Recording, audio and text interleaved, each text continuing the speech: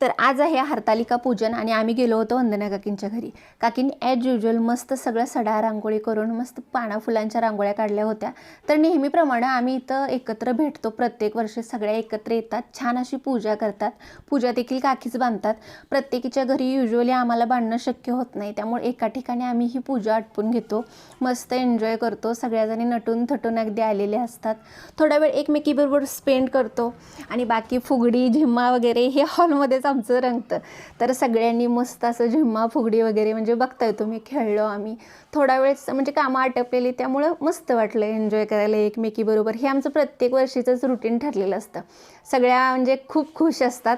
तेवढाच वेळ म्हणजे महिलांना आम्हाला मिळतो एकमेकीबरोबर स्पेंड करायला.